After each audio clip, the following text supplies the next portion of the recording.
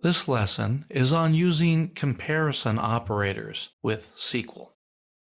Now we've already seen a very simple comparison operator. We looked for city equals Oakland. That's a comparison. We want to find out where the value in the city column is equal to Oakland.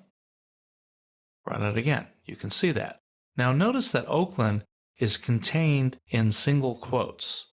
Single quotes are actually the way SQL's standard specification says you should do this. MySQL is fairly lenient and will let you do double quotes as well. Some DBMSs, such as Oracle, will not let you use the double quotes. So that's a simple comparison. It was really obvious what I was doing. Now, putting Oakland in quotes says that this is text information that I'm comparing to. So it's the signal to the database that I'm going to compare text to what's in the city column. The database doesn't know whether something's a city or a number or a varchar. It doesn't really understand the data from a human perspective. It just looks at the data type. Is this a character-based data type? Is this a date? Is it a time? Is it an integer? And it makes a comparison based on that. So if I tried to compare something that was an integer to be equal to Oakland, that would not work. Let's go and work with a different table that has some different data types in it. Instead of author, I'm going to look at the book table. Run this and see everything. Now notice I have decimal numbers, I have integer type numbers, more decimal numbers and another integer, and I also have a date. These dates are from 1998, and it's in the native format that's considered the default for dates that we deal with in MySQL. A 4-character year, hyphen 2-character month, and then hyphen the day of the month. So we can use that to ask questions about this data. Let's go ahead and do a comparison on the year-to-date sales. Okay, you can see I've got quite a different amount of books being sold. Let's look for things that are more than 5,000. To do this, I use the where clause again. Where year-to-date sales is greater than 5,000. Now notice right away, I don't put this in quotes. If you're dealing with a number, a regular integer number or a decimal number, you don't put the quotes around it. That's a signal to the database that I'm dealing with a number. Let's go ahead and run this.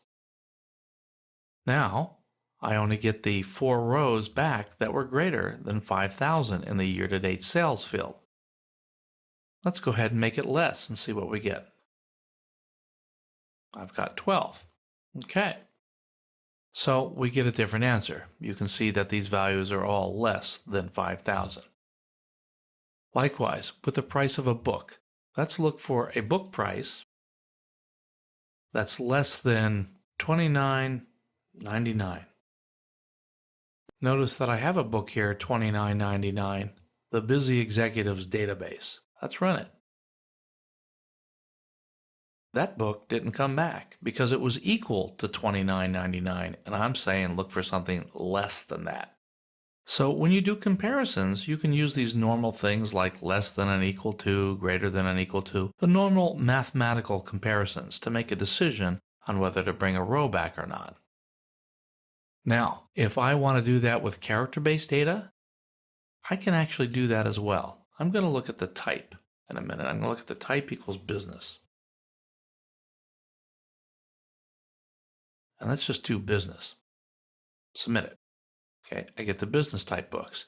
If I do type is greater than business, I get the books that come after B. So it's greater than that alphabetically. These greater than or less thans will work with character-based type. It just has to do more with the sort order alphabetically of how something is laid out. Let's deal with a date now. We have a pub date here. So I'm going to take that. I'm going to put that there, pub date. Even though a date is not a string, we still put it in quotes to deal with it. 06/30. So here I'm going to say, first I'm going to start with equals. Does it equal that? Okay, I've got 1 that's equal that. How about less than that? And I do. I have dates that come before June 30th of 1998. So Even the less than or greater than works with dates as well.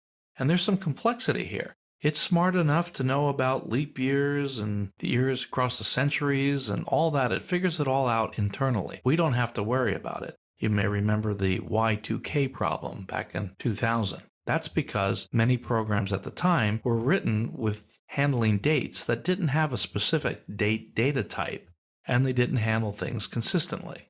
Modern-day languages, and certainly SQL, holds a date data type and will handle this kind of mathematics between dates gracefully.